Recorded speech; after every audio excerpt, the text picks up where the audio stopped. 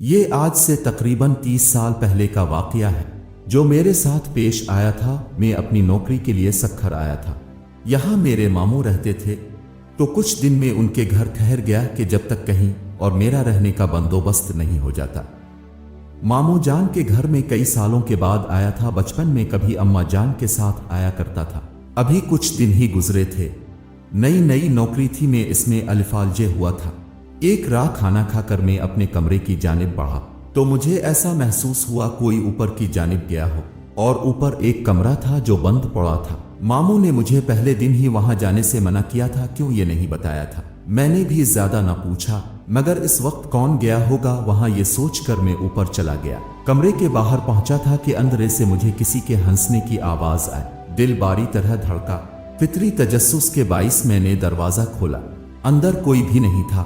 میں نے نظر گھما کر چاروں جانب دیکھا، کمرہ عرصہ بند تھا۔ آوازوں کو اپنا وہم جان کر میں پلٹنے ہی لگا تھا کہ میری ممانی نے مجھے پیچھے سے پکارا۔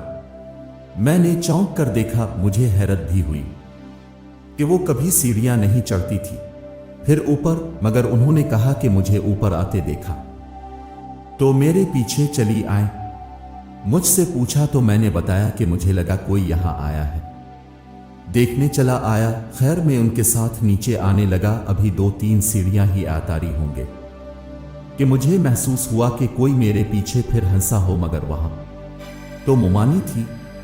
میں نے ڈرتے ڈرتے اپنی گردن گھمائی اور میرے ہوش الفاڑ گئے۔ میرے پیچھے ممانی کے بجائے ایک جھلسے ہوئے چہرے والی لڑکی کھڑی تھی جس کی آنکھیں سرخ تھیں۔ خوف سے میں سیڑھیوں سے نیچے گر پڑا۔ وہ آہستہ آہستہ میرے پاس آ رہی تھی، میری آواز حلق میں ہی رہ گئی تھی۔ بامشکل میں چیخا تو میری آواز پر ممانی اور ماموں اپنے کمرے سے بھاگے آئے۔ میری حالت بہت غیر ہو چکی تھی، میں نیم بے ہوشی میں تھا۔ ماموں شاید سمجھ چکے تھے مجھے کیا ہوا ہے، انہوں نے مجھ پر دم کیا اور اپنے کمرے میں لے گئے۔ کچھ دن بعد جا کر میری حالت بہتر ہوئی۔ میں نے اس رات کا تمام حال کہہ سنایا تو ماموں نے بتایا کہ اوپر بند کمرے میں آصب ہیں، اس لیے وہاں کوئی نہیں جاتا، مگر وہ کسی کو نقصان نہیں پہنچاتے۔ تم نے شاید وہ دروازہ کھولا ہوگا، اس لیے تمہارے ساتھ ایسا ہوا۔ اس کے بعد میں جتنا وقت بھی ان کے گھر رہا، کبھی زینے کے پاس بھی کھڑا نہیں ہوا۔